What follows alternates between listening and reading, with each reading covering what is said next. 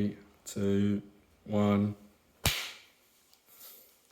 Alright, that's set up.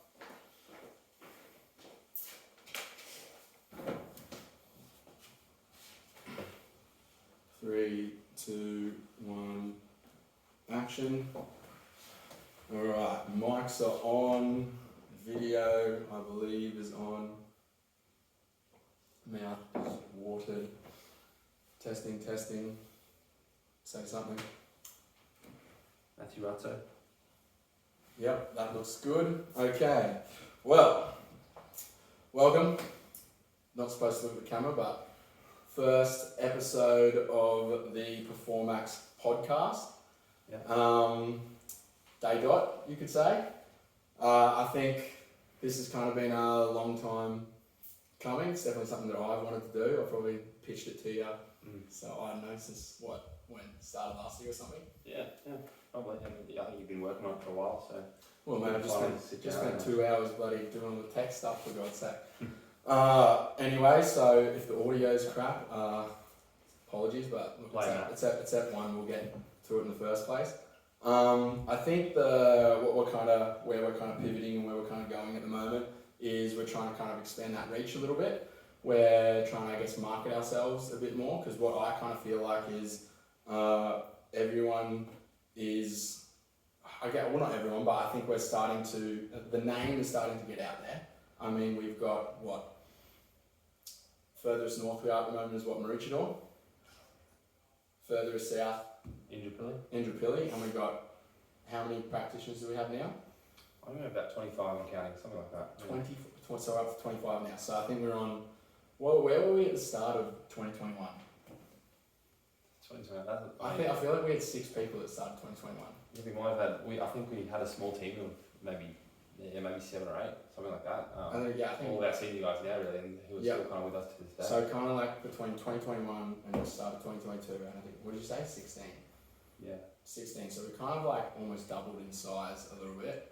A bit scary in a way, but I mean, yeah, there's opportunities there. I think it's good though. I think it's kind of been like, because if we take it right back, I mean, it used to be just you, me, and Kitty. Yeah. At the very start.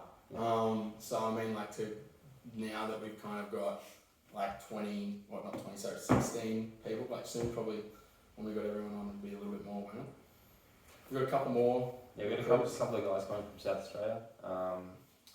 A young guy coming from Melbourne as well. So you probably end up 28 in the next 2 months, kind of thing. So yeah. But again, it's more about the quality of kind of people that we're bringing on. I think is probably the better side of the coin, rather than having it's not about having 50 plus practitioners, it's about having more quality. Yeah, I think that as well. But let's throw it back to kind of like, let's go back to when I guess you were used to work at Inspire. Yep. I was finishing up uni. When was this, like 3-4 years ago now? Probably about 4 years ago. It'd been like 2018, I'd say. Yeah. Holy crap, that is. And you stalked me on Instagram? Stalked the Instagram? Yeah. He slipped into my DMs. Slipped into the DMs. So, because I did a call, when I was at uni, I got to the end and I was kind of like, holy shit, where the hell am I? What's kind of next? Where the hell am I going? And I was like, I ended up doing kind of this course. And through the course, they were like, dude, just find someone on Instagram who's doing what you want to do, hit them up and see if you can shadow them for the day. So I was like, yeah, alright. So go on there, I'm having a look around, I'm like, I think I've seen Nick, he's been putting up some, I think you were training a lot of, like bikini competitors or something at the time. Bodybuilders, injured bodybuilders. So maybe that's what I was looking. Yeah. Anyway, so we really know why you wanted to shadow them. Yeah. Anyways, I was like, I kind of know Nick because I used to play soccer with your brother, the white man. Shout out to him. Mate, he'll love that. He'll eat that up. He'll eat that up. So did that, and then I think I remember one story about me coming over and your dad just in the Prado or something like that, and he's just revving it in the this is when you used to live over at Aruna. Yeah. Anyway, so I'm like, I kind of have a connection through there, so I'll hit Nick up, I'll see if I can come shadow, and you're like, yeah mate, easy, just meet me at my place at like 3:30 in the morning or something like that. I'm like, what, 3:30 in the morning? I'm like, oh yeah, I got to go to shoot into Brizzy, I start early. I'm like, okay, that kind of makes sense, whatever, it's early morning, got to do that. So then I get over to your place, 3:30 in the morning, spray fart, get in the car, drive off to You went to West End, I think Brisbane, in the West End, so where Inspire was. Yeah. Then proceeded to do like a 15-hour day, I think, of just like back-to-back sessions from like, I think the first client was maybe like 5:36 in the morning, and I think the last one was like 8:30 at night, and then somewhere in between there, we went and picked up a Christmas tree. Yeah, Kitty. At some point. That was Kitty's fault. Anyway, so that's kind of where I first kind of met you, and I was like, all right, fucking trained like this many hours a day. I think he's telling me like how much the session costs and everything like that. I'm like, fucking hell, this guy's got a little bit of go about him. Then you're like, oh, you know what? I'm thinking about starting up my own thing in like maybe a year's time. Let me know when you finish. Or I'll let you know where I'm at in a year's time. I have a job for you. I think said like go out and just do some stuff. So I think that was my first I guess encounter with you, and I was like, fuck yeah, I mean, I'll attach myself to this guy's bandwagon a little bit, see what's going on there. And then you were at Inspire, and then kind of what happened from there?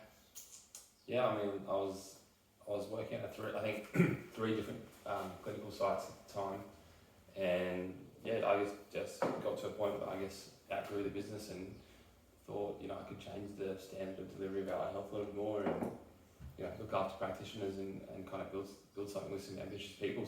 So what did you think kind of was wrong with the what did you think was wrong kind of like with the, I mean, I don't want you to bag out Inspire again, start and everything, but I'm saying, what did you think was kind of wrong with the way that it was all working? What did you think you could change? Yeah, I mean, I've always thought, like, I've always been a very ambitious person myself, and I think there just isn't, you know, and it's not just certain businesses, it's the whole industry. There's not enough room for growth for ambitious people, especially going on the mindset of, you know, you've got to kind of earn your stripes, you've got to go and work for a certain amount of people, for a certain amount of sporting teams, do a lot of free work, and then kind of, you know, you might be able to go and do your own thing. But I thought, why can't we prosper in an environment where all ambitious people could come together and we can create something massive and change the standard of delivery of our health? And I think that's probably where you know, yes, like the care factor was always there. The way we treated clients, I loved.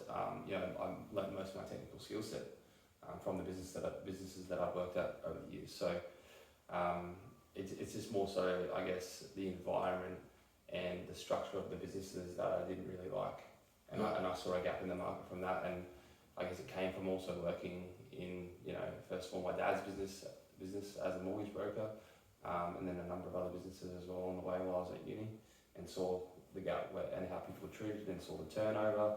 I thought, why are people just, you know, leaving these jobs? Why are they staying for 5 months, 6 months, or whatever it might have been? Why don't these companies have practitioners / business development managers, whatever it might have been at the time, for long periods of time?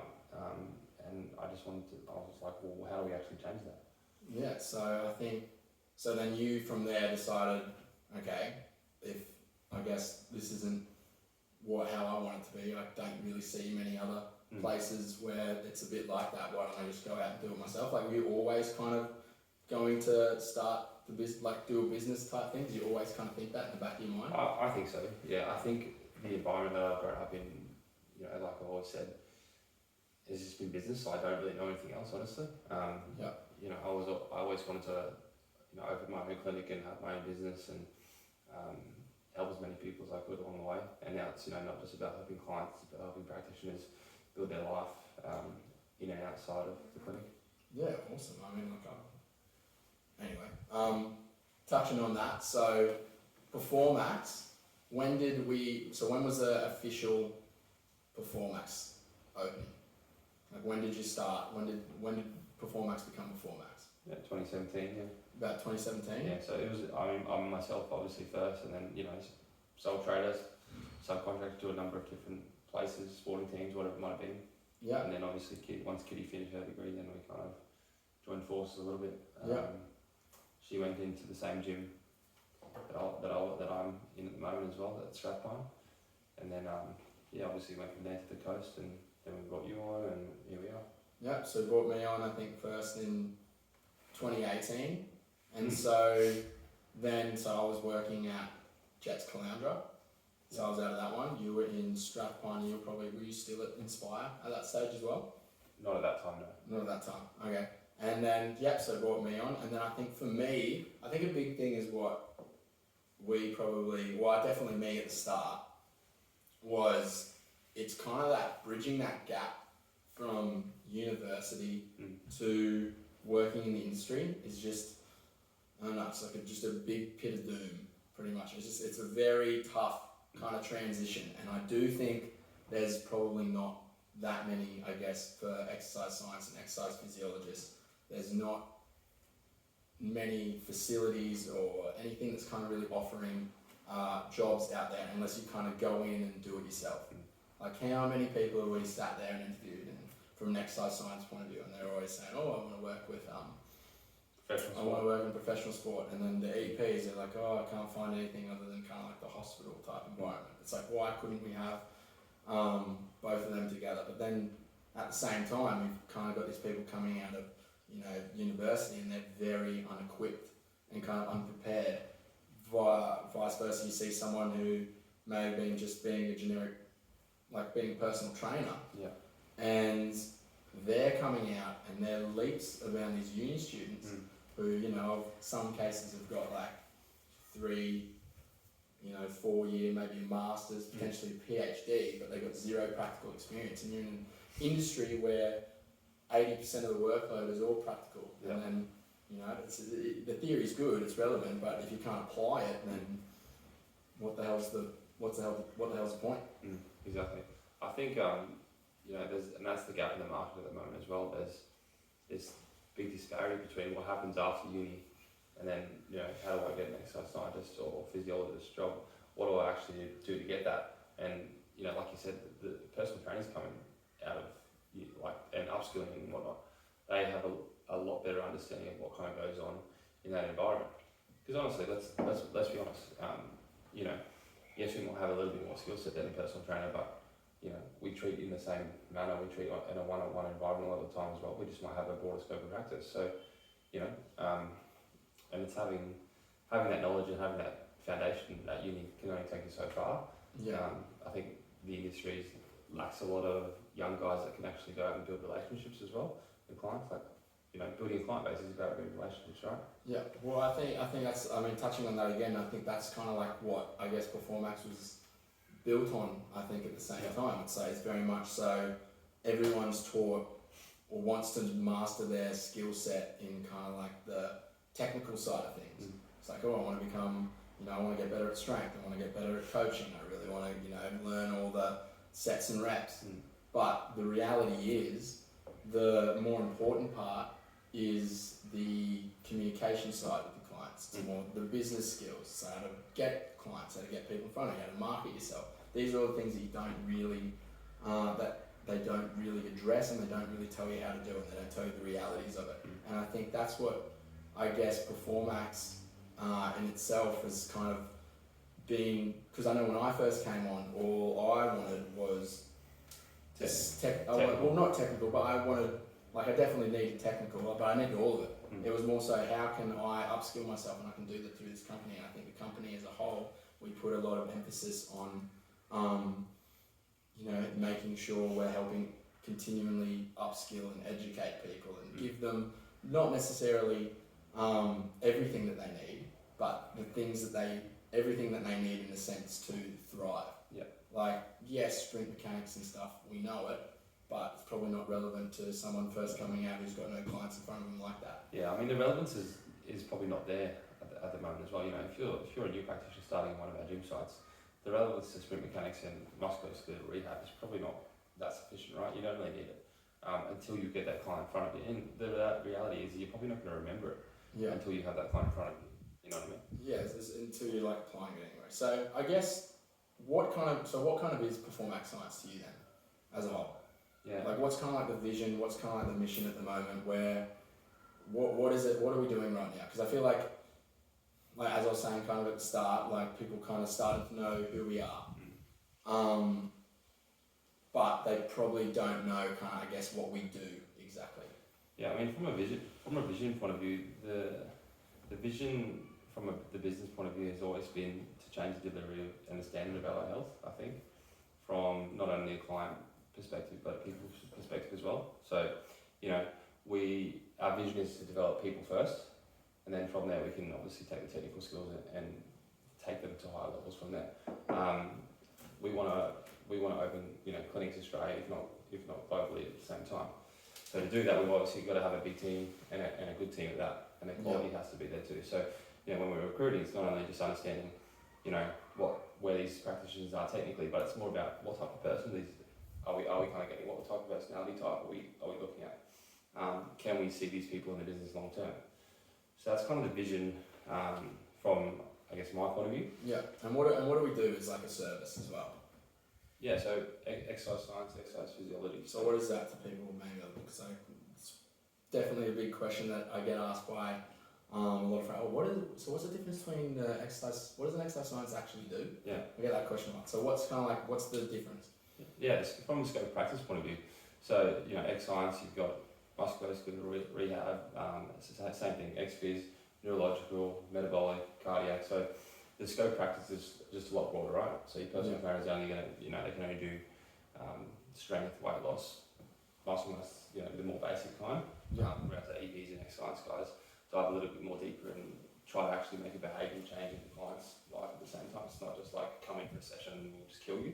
Yeah. It's actually making a behavioural change and helping them change their life at the same time. Yeah, and I think that's very the thing that like we want Performax to be known for as well. It's like that evidence-based training, results. Well, actually, I'd say more results-based training is probably a better way to put it. It's like obviously, you know, we probably just have a bit of more in-depth knowledge on certain certain topics.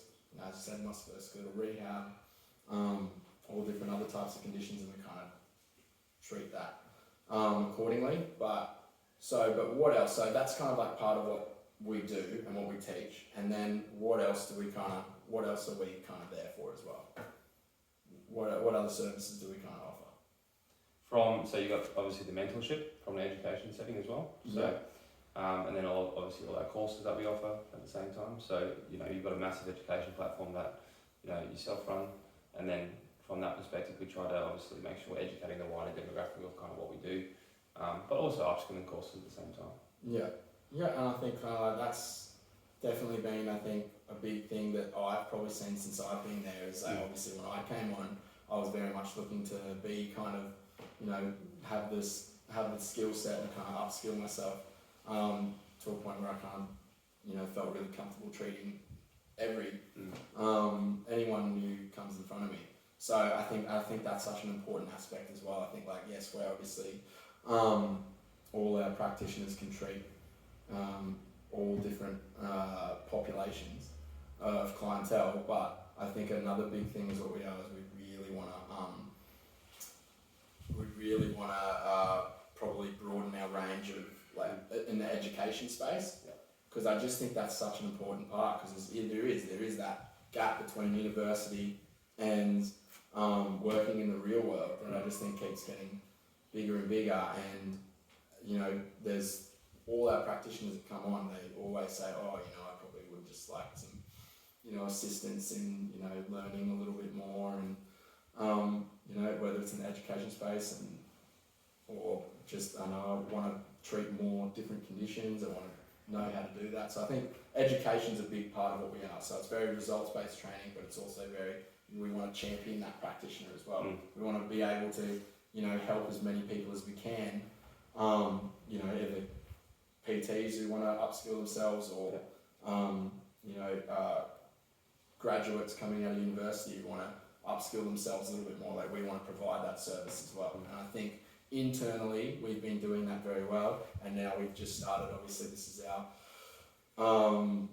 fourth intake of kind of like the mentorship that we've kind of been refining over the last 3 years, and now I think we've got a product that's pretty good at the moment that we're now kind of putting out there and helping, you know, helping some more people just, you know, bridge that gap. Yeah, and I think the mentorship is a massive opportunity for the young guys coming through, and the guys that have done it, you know, you can see the success rate going through. You know, that kind of course does offer everything under the sun that you need to start, whether it's a personal training business, on your own as a sole trader, an exercise scientist level, even a sports team, EP level at the same time, because it does touch on a lot of those soft business skills, but a lot of technical capabilities in that as well. So there is a lot of work in that course that encompasses everything that we believe that makes a successful practitioner. Yeah, exactly. And I think so what's kind of next for us, I guess, at the moment? Like obviously we started to, I think, broaden our scope, our reach, I guess, through marketing is probably like a big thing that we're kind of starting to work on a little bit more on, hence why we're doing kind of like this podcast. Yeah. Also, we want to try and use this podcast and use this platform to help as many people as we can as well, because I think obviously if we want to kind of change, the way that allied health and people, practitioners are perceived in this industry and help create as many jobs as we can going forward, whether that's working through our business or someone else starting their own as well. We want to really help, so I think the more value that we can give people through like a platform like this, the better. So where do you kind of, I guess, see the company going from here? Like what is next for Performax? Yeah, I mean, I think we need to kind of stick in our lane at the minute. I think there's a massive mark on the Sunshine Coast that has been hit. Yeah. You and I always say we've got to make sure we're not kind of broadening the scope too much, and we're not going into the Gold Coast or far north regions kind of just yet. It's got to be kind of own that region to start off with, develop a brand name, develop the awareness of who we are and what we're like. Yeah. At the same time, once we have that, then we can kind of move forward from that perspective. And if the vision long term is to have multiple allied health clinics around Australia, then you've got to kind of start somewhere. And for us, it's all about the Sunshine Coast at the moment, I think, and making sure we've got networks and making sure we've got relationships with people and businesses and the support networks that we need for our practitioners at the same time. That's kind of the next step from the business point of view, and making ourselves a little bit more known on the Sunny Coast. Yes, you talked about it. Guys coming out of uni might know who we are, but does the wider demographic know who we are if you go outside of the Sunny Coast? Yeah, exactly. And I think that just goes back to we want to make obviously Sunshine Coast kind of like our hub. Yeah. At the moment, and we've probably got some things in the pipeline which we might release on a later date on another podcast.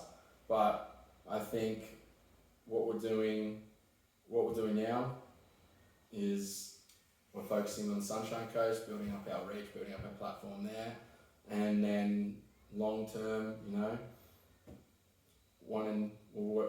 long term, where do you see maybe nationally, internationally? Yeah, nationally, internationally. I think the growth is kind of it's probably something that I'm probably not sure of how far we can take it. It's not about that. It's more so about helping as many people as we can and developing a business model that we can help as many practitioners at the same time. And I think the way we have things set up at the moment, there's definitely capability to do those things nationally and internationally. But it's more about like you said, kind of honing on the Sunny Coast and Brisbane to start off with, and then going from there. Yeah, awesome. Well, I think that kind of does it for episode 1. Thanks for talking with me. Sorry. Done well. How'd it go? No, I think it went alright. Not too bad. You did your test run last time, so you kept me on track this time, so it was a little bit better. Beautiful. Alright, well, thank you for listening to episode 1. Hope you enjoyed it. We'll get better as we go on, but I think I'll see you, and hopefully we'll be interviewing Kitty next week as well. Yeah, we'll be bring Kitty on. We'll take her fears away. Yeah, beautiful. Okay. Alright. Awesome. Is that kind of how you want it? Yeah, I think we started off well. Maybe lost it towards the end. I'm sweating. What's going on here? Is that visible? Is that visible sweat? How long do we go for? That wouldn't have been too long. Half an hour? I think it was about just under half an hour. That's right. What's the same here?